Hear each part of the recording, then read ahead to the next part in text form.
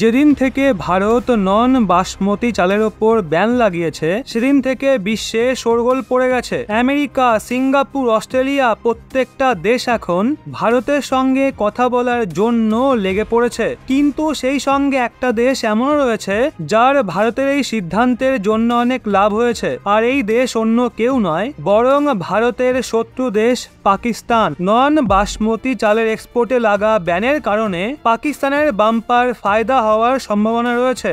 এক পাকিস্তানি নিউজ ওয়েবসাইটের মতে rice export association of Pakistan বলেছে, চাল এক্সপোর্টে ভারতের প্রতিবন্ধকতার কারণে পাকিস্তানের চাল রপ্তানিতে বৃদ্ধি হওয়ার সম্ভাবনা রয়েছে। দেশের স্বার্থে ভারত যে সিদ্ধান্ত নিয়েছে তাতে দুনিয়া নড়েচড়ে উঠেছে। আসলে ভারত বিশ্বের সবচেয়ে বড় চাল রপ্তানিকারক দেশ। ভারত থেকে রপ্তানি হওয়া মোট চালে নন বাসমতি চালের অংশীদারিত্ব প্রায় 25%। ওদিকে রাইস এক্সপোর্ট অ্যাসোসিয়েশন অফ পাকিস্তানের মতে পাকিস্তান গত আর্থিক বর্ষে 37 লাখ টন চাল রপ্তানি করেছিল, যার মূল্য প্রায় $2.14 বিলিয়ন।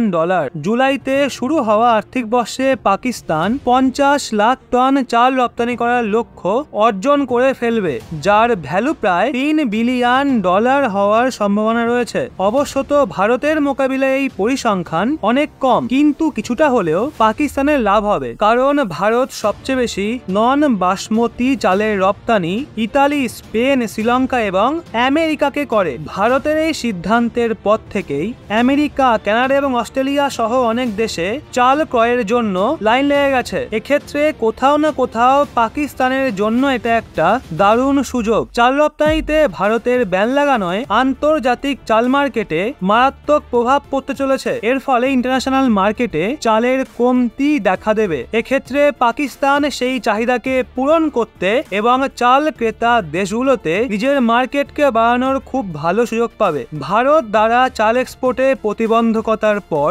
অন্তরাষ্ট্রীয় মার্কেটে চালের চাহিদা বাড়ায় পাকিস্তানের বাসমতি চালের মূল্য $500 প্রতি টনে পৌঁছে গেছে, যেটা এক মাস আগের তুলনায় মোটামুটি $100 বেশি। এখন যদি দেখি চাল এক্সপোর্টে কোন কোন দেশ এগিয়ে রয়েছে, তো এখানে ভারত নাম্বার 1 পজিশনে রয়েছে, দ্বিতীয় স্থানে থাইল্যান্ড, তৃতীয়তে ভিয়েতনাম এবং চতুর্থতে পাকিস্তান রয়েছে। ভারতের এই সিদ্ধান্তের পর চাল কেনা দেশগুলো পাকিস্তানের দিকে তাকিয়েছে, যার জন্য পাকিস্তানে চালের দাম বেড়ে $500 প্রতি টন হয়ে গেছে।